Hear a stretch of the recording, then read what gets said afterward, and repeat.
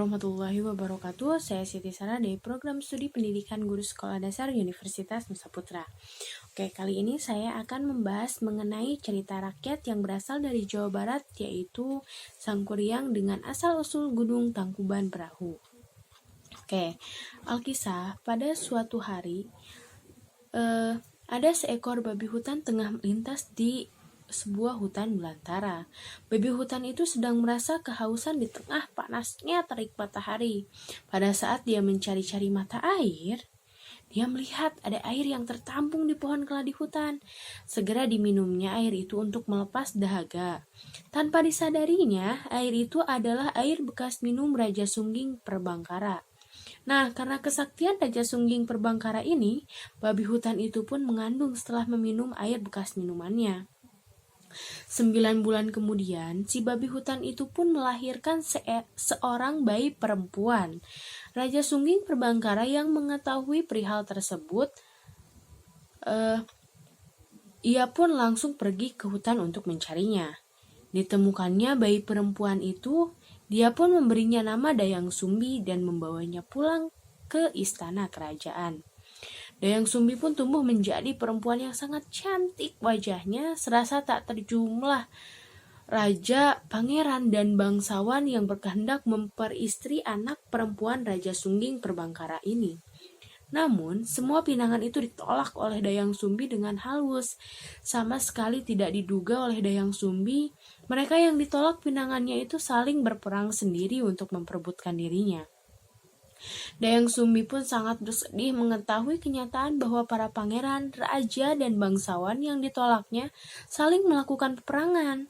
Dia pun memohon kepada Raja Sungging Perbangkara untuk mengasingkan diri. Sang raja pun akhirnya mengizinkan anaknya tersebut untuk mengasingkan diri. Dayang Sumbi mengasingkan diri di sebuah bukit ditemani oleh seekor anjing jantan yang bernama Situmang.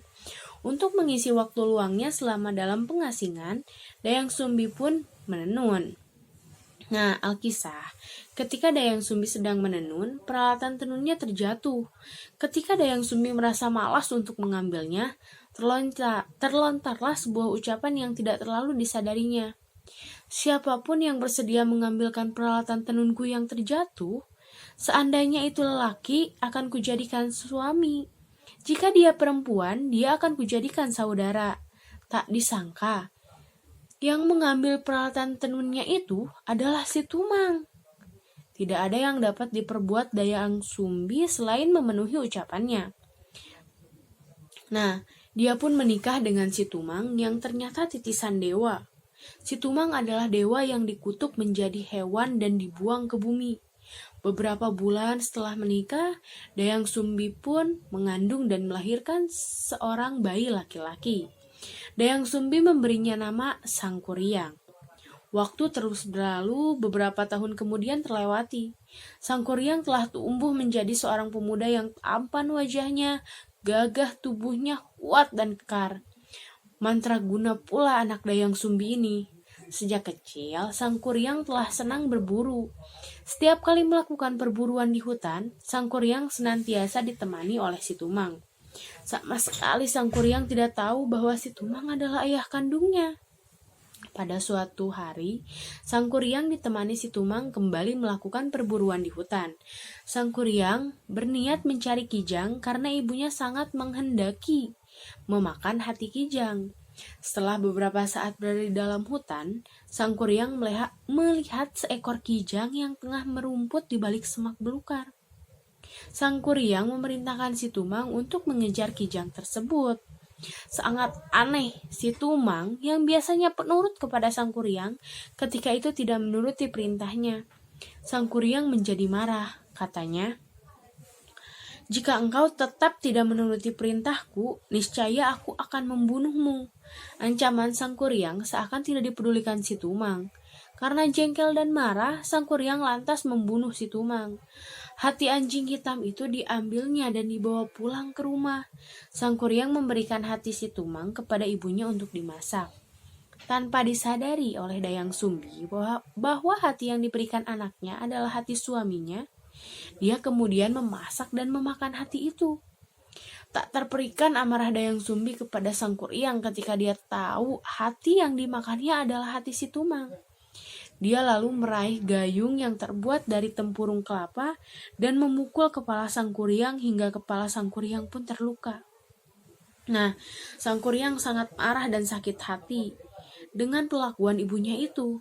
Menurutnya, ibunya itu sangat menyayangi si Tumang dibandingkan dirinya. Maka, tanpa pamit kepada Dayang Sumbi, ibunya, Sang Kuryang lantas pergi mengembara ke arah timur. Nah, Dayang Sumbi sangat menyesal setelah mengetahui kepergian Sang Kuryang anaknya. Dia pun bertapa dan memohon ampun kepada para dewa atas kesalahan yang diperbuatnya. Para dewa mendengar permintaan Dayang Sumbi, mereka pun menerima permintaan maaf itu dan mengaruniakan Dayang Sumbi kecantikan yang abadi. Sang Kuryang terus mengembara tanpa tujuan yang pasti. Dalam pengembaraannya, Sang Kuryang terus menambah kesaktian dengan berguru kepada orang-orang sakti yang ditemuinya selama pengembaraan. Bertahun-tahun Sang Kuryang mengembara tanpa disadari, dia kembali ke tempat di mana dia dahulu dilahirkan. Sang Kuryang pun terpesona dengan kecantikan Dayang Sumbi yang abadi. Dia tidak menyadari bahwa perempuan cantik yang ditemuinya di hutan adalah ibu kandungnya sendiri. Hal yang sama pun juga terjadi pada Dayang Sumbi yang tidak menyadari bahwa pemuda yang gagah dan sakti itu adalah Sang Kuryang anaknya. Karena saling jatuh cinta, mereka merencanakan untuk menikah. Sebelum pernikahan pun dilangsungkan, Sang Kuryang berniat untuk berburu. Dayang Sumbi membantu Sang Kuryang mengenakan penutup kepala. Nah, ketika itu Dayang Sumbi pun melihat luka di kepala calon suaminya.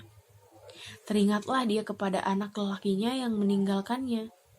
Dia sangat yakin pemuda gagah itu tidak lain adalah Sang Kuryang anaknya. Dayang Sumbi kemudian menjelaskan bahwa dia sesungguhnya adalah ibu kandung dari Sang Kuryang. Oleh karena itu, dia tidak bersedia menikah dengan anak kandungnya tersebut.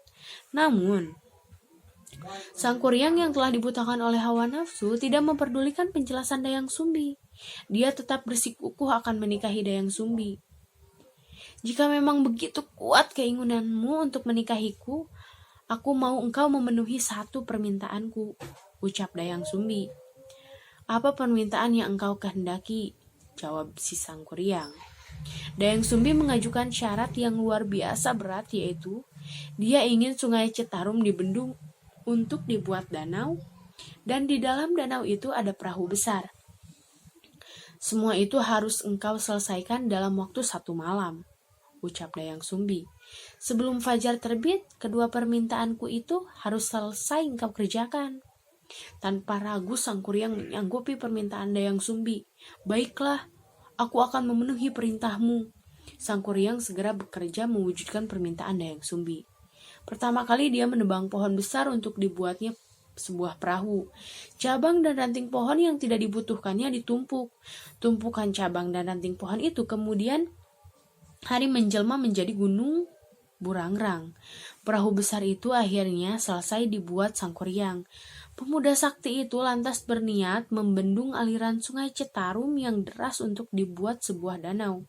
Sang Kuryang kemudian memanggil para makhluk halus untuk membantunya mewujudkan permintaan Dayang Sumbi.